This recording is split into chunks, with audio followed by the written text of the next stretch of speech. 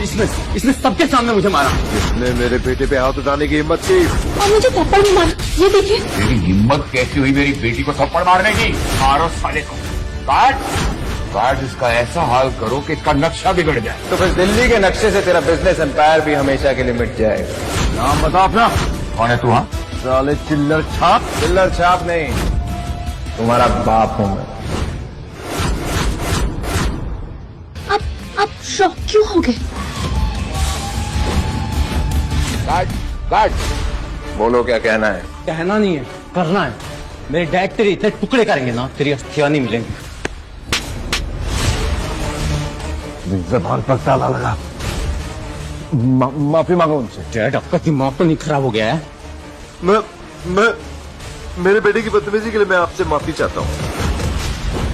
मैं भरपाई करने के लिए तैयार हूँ। गार्ड्स,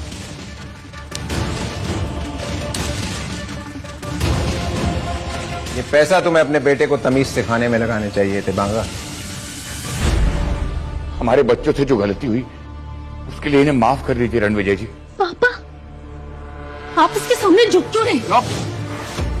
तो तू मेरी बेटी ना होती ना तो एक थप्पड़ रसीद के देता तुझे। चल झुक के माफी मांग रणविजय जी से। नहीं करूंगा माफ। न्यारा को झुकने की जरूरत नहीं है। मैं कौन होता हूं जो महान मिस्टर त्रेहान की बेटी को माफ करे? अरे रणविजय जी, प्यारा और मेरी औकात क्या आपके सामने? तुम्हारी बेटी तो बहुत धमकियां दे रही थी और समायरा को इंसल्ट भी किया। उसका हिसाब देना पड़ेगा। आज से तुम मेरे परिवार का हिस्सा नहीं हो। कौन है आदमी जिससे आप दोनों इतना डर रहे हो? बाप डर रहा है, बेटा लड़ रहा है। अब बाप भी ऐसा कुछ करेगा कि बेटा भी डरेगा। आज इसने आपके साथ जो बदतमीजी की है, मैं आज से इसे अपने एम्पायर से बेदखल करता हूं।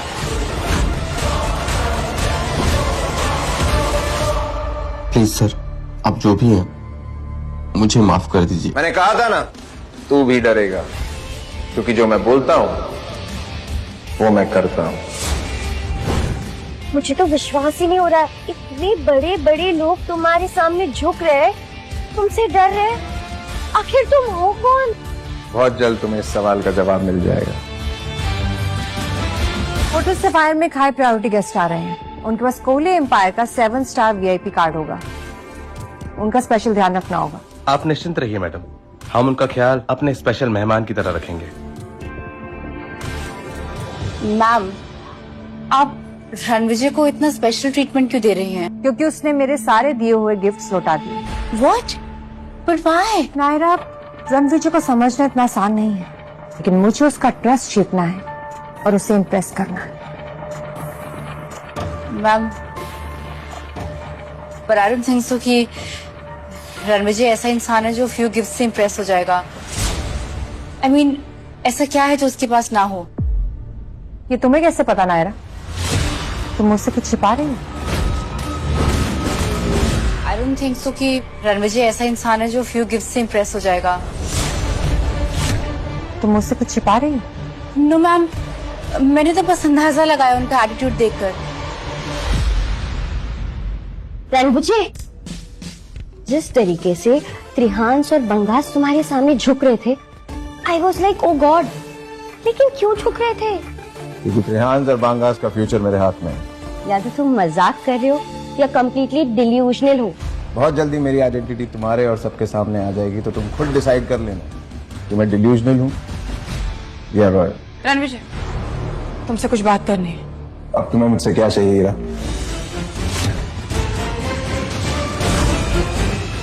ये सब कुछ हो जाने के बाद क्या बात करने आई हो आप रणविजय से? मुझे उससे अकेले में बात करनी है। तुम प्लीज।